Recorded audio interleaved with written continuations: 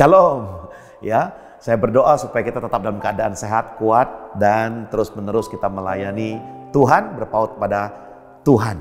Maka di dalam kehidupan, kesulitan, tantangan, masalah bisa membuat hati kita tawar, bisa membuat seseorang yang percaya kepada Tuhan sungguh-sungguh melayani dengan giat, akhirnya dia mengalami tidak lagi mau melayani Tuhan, kemunduran, tawar hati dan sebagainya.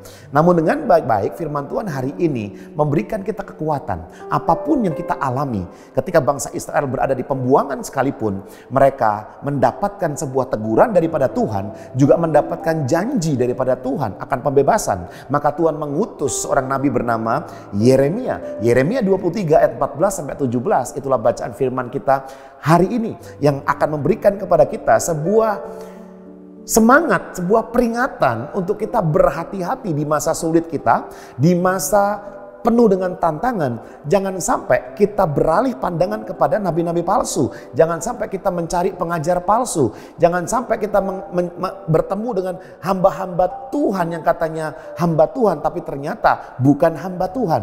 Maka kita baca ayat 16 dan ayat 17 dikatakan, beginilah firman Tuhan semesta alam.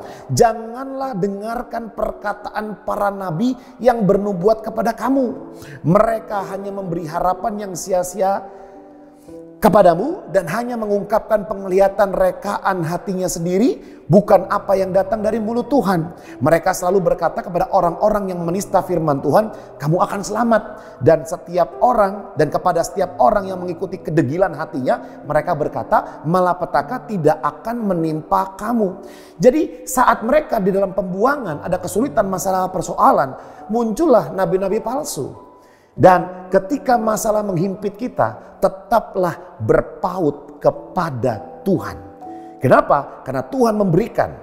Ada 3 hal yang disampaikan barusan tadi yang diperbuat nabi-nabi palsu di akhir zaman. Yang pertama, mereka memberikan harapan yang sia-sia. Kita jangan senang ketika ada seorang yang katanya rohani, hanya memberikan angin surga, harapan, semuanya baik. Dengan niat, kita nggak tahu niatnya. Mungkin niatnya supaya dia diberkati, mungkin niatnya supaya dia mendapatkan pujian.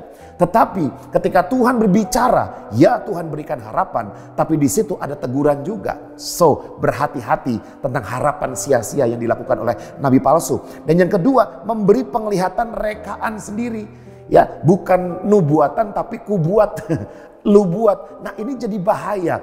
Dia tidak menyampaikan suara Tuhan, tapi menyampaikan dari kedagingannya. Maka dia seolah-olah melihat sesuatu, tapi semuanya itu rekaan belaka, rekaan dia sendiri. Dan yang ketiga, memberi kebenaran palsu. Bagaimana tidak? Firman Tuhan berkata, jelas-jelas orang itu salah, kok malah dikatakan kamu tidak akan dihukum. Tenang saja, tidak apa-apa. Ini kan berarti bukan utusan Tuhan, tapi utusan setan. Ya, jadi Bapak Ibu Saudara, mari bersama-sama kita saling menguatkan di dalam komunitas supaya apa? Tidak terjebak di dalam apa yang dikatakan oleh nabi-nabi palsu. Dan kita perlu juga mempunyai sebuah kepekaan untuk bisa membedakan apakah ini adalah utusan Tuhan atau bukan. Ini suara Tuhan atau bukan. Oleh karena itu, kita terus pelajari firman Tuhan. Pahami Alkitab supaya kita tidak diombang-ambingkan oleh angin-angin pengajaran zaman sekarang, supaya kita tidak mudah untuk dikuasai oleh orang-orang yang disebut firman Tuhan adalah nabi-nabi palsu. Mari Bapak Ibu Saudara, saya percaya ketika kita belajar firman Tuhan sungguh-sungguh, kita terus merenungkan firman Tuhan, memahami firman Tuhan, kita pasti akan terus berada di dalam jalannya Tuhan, jalan yang sehat dan penuh kemenangan. Mari kita berdoa. Bapa yang baik, kami berdoa supaya masalah kesulitan apapun yang kami alami itu tidak mengalihkan pandangan kami tetap kepada Tuhan.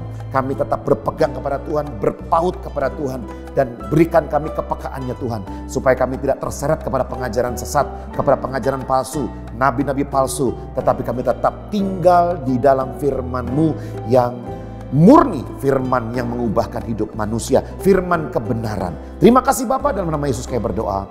Amin. Tuhan Yesus memberkati.